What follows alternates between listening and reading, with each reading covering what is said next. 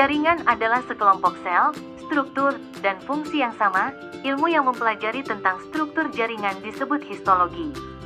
Seringkali sampai adanya kelompok sel yang secara kesatuan, unit, tampak seperti jaringan, tetapi sebenarnya bukan jaringan kecuali koloni. Kimball 2006:27. Jaringan meristem adalah jaringan muda yang sel-selnya selalu membelah atau bersifat embrional. Jaringan ini hanya terdapat pada bagian-bagian tertentu saja dari tumbuhan tubuh. Contohnya pada ujung akar dan ujung batang. Ciri khas jaringan meristem yaitu sel-selnya berdinding tipis, bentuk dan ukurannya sama, relatif seperti protoplasma. Isi selnya tidak mengandung kristal dan cadangan makanan, serta umumnya memiliki rongga sel yang sangat kecil. Berdasarkan asal-usul jaringan meristem yang dibedakan menjadi dua, yaitu meristem primer dan meristem sekunder, anonim 2010:32, epidermis merupakan jaringan penyusun tubuh tumbuhan yang paling luas.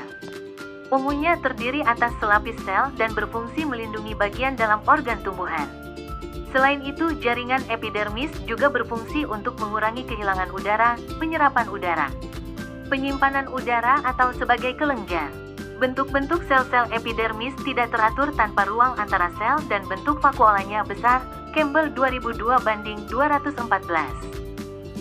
Tujuan pelaksanaan praktikum, mahasiswa diharapkan mampu 1. Menjelaskan perbedaan jaringan muda, meristem, dan jaringan dewasa 2. Menjelaskan perbedaan jaringan muda, meristem, dan jaringan dewasa 3. Menjelaskan macam-macam jaringan dewasa 4.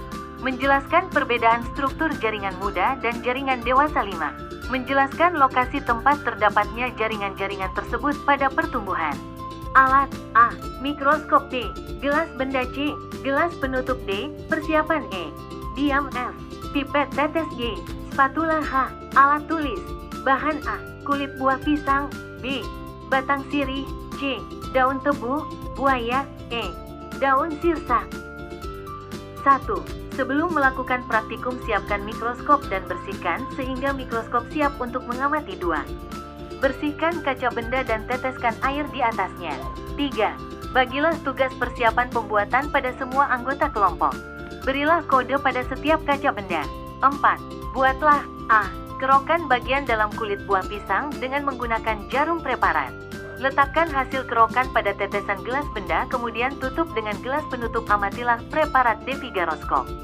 Perhatikanlah bentuk sel yang tam serta susunan selnya. Apakah yang tampak di dalam si selnya? Tetesilah preparat dengan larutan. Catat perusakan wama tampak pada benda yang berada di dalam sel. Gambarlah beberapa sel Buchesta isinya dan menemukan zat yang terkandung di D-sel.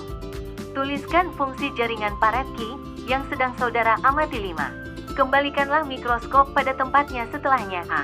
Mematikan sumber daya. B. Membersihkan meja benda dari sisa-sisa air dengan menggunakan lap flange. C. Membersihkan lensa okuler dari sisa-sisa lemak yang menempel dengan menggunakan kertas lensa. D. Mengembalikan tuas diafragma pada posisi min dan kondensor pada pesusmi meja benda. E. Mengunci skrup pemutar lensa okuler. Daun sirsak. Tanaman sirsak, Annona muricata, berasal dari bahasa Belanda, yakni zurzak berarti kantong asam. Daun sirsak banyak digunakan sebagai obat herbal untuk mengobati berbagai penyakit, antara lain penyakit asma, diabetes, dan kejang. Suhut 2011. Kandungan senyawa dalam daun sirsak antara lain steroid, terpenoid, flavonoid, kumarin, alkaloid, dan tanin. Senyawa flavonoid berfungsi sebagai antioksidan untuk penyakit kanker, antimikroba, antivirus, pengatur fotosintetis, dan pengatur tumbuh. Robinson, 1995. Jaringan yang terkandung di dalam daun sirsak yaitu ada jaringan epidermis, jaringan parenkil, jaringan pengangkut, dan jaringan sklerenkim.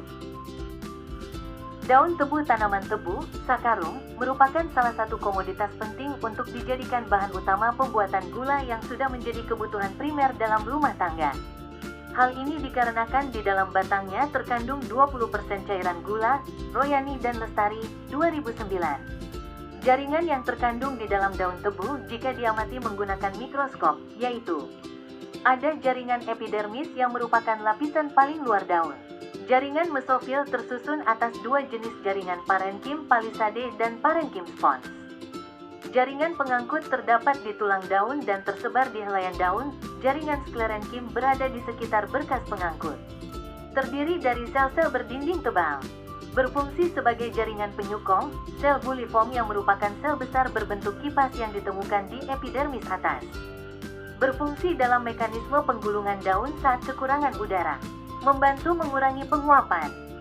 Lidah buaya. 3 komponen struktural dari gel lidah buaya adalah dinding sel, organel sel yang mengalami degenerasi, dan cairan kental yang terdapat di dalam sel. Lidah buaya memiliki kandungan udara mencapai 98-99%, sisanya merupakan 75 senyawa aktif yang terbukti berpotensi sebagai antioksidan. Senyawa fenolik merupakan salah satu senyawa aktif yang terdapat pada gel lidah buaya. Komponen utama senyawa fenolik tersebut adalah aloin, alusin, aluemodin, dan tanin. Arun et al. 2012. Beberapa jaringan yang terkandung di dalam lidah buaya, yaitu 1. Jaringan epidermis terletak di bagian paling luar daun. Berfungsi sebagai pelindung dan membantu mencegah kehilangan udara. 2. Jaringan parenkim, jaringan dasar. Menyimpan udara dan lendir yang kaya akan nutrisi dan senyawa bioaktif. 3. Jaringan kolenkim dan sklerenkim, penyokong memberikan kekuatan dan kedamaian pada daun. 4.